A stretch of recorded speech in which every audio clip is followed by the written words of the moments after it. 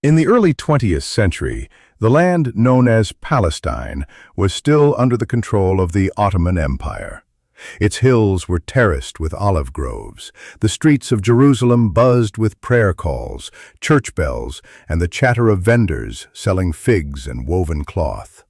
Most of the population were Arab Muslims, along with Arab Christians and small, long-established Jewish communities.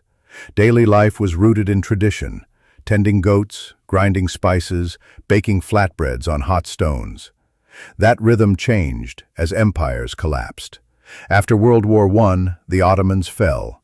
Britain and France divided the Middle East under colonial mandates. In 1917, Britain issued the Balfour Declaration, a brief letter expressing support for a national home for the Jewish people in Palestine. The letter made no mention of how this would affect the Arab population already living there. Jewish communities in Europe were watching. Across the continent, anti-Semitism surged, pogroms in Eastern Europe, exclusion from schools, street violence. Zionism, a political movement calling for a Jewish homeland, gained strength. For some, it was a spiritual return. For others, it was survival. Between the 1920s and 1940s, Jewish immigration to Palestine increased steadily. Early arrivals built kibbutzim, communal farms. They drained swamps, planted citrus groves. Later immigrants arrived from Germany, Poland, and Russia. With funding from European Jewish organizations, they purchased land, sometimes displacing Arab tenant farmers in the process. Arab villagers watched the changes with alarm.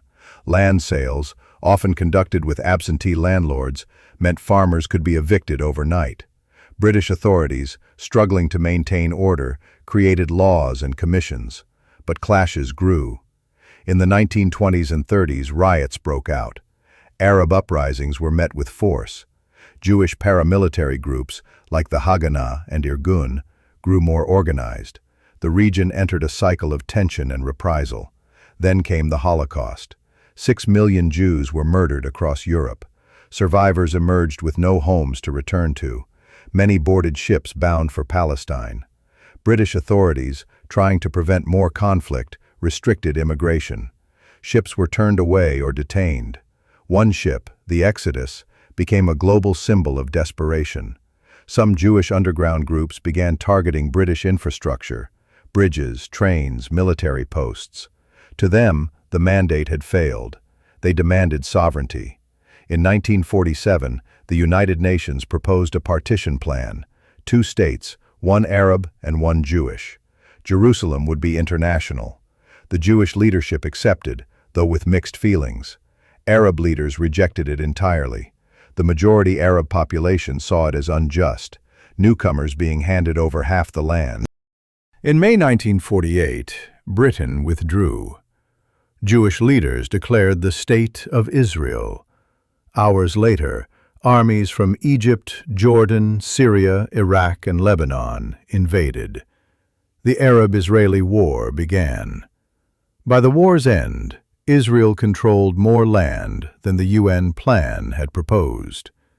In Arab villages across the new Israeli state, families fled or were expelled. Entire communities vanished. Houses were left unlocked. Keys hung on necks for decades. Palestinians call this the Nakba, the catastrophe. Roughly 700,000 became refugees. Inside Israel, the state took shape quickly. Institutions were built. Hebrew was revived as the national language. Survivors of the Holocaust arrived by the thousands. Jews expelled from Iraq, Yemen, Egypt, and Morocco followed. Tent cities became towns. Agriculture, defense, and education became national priorities. But the conflict didn't end.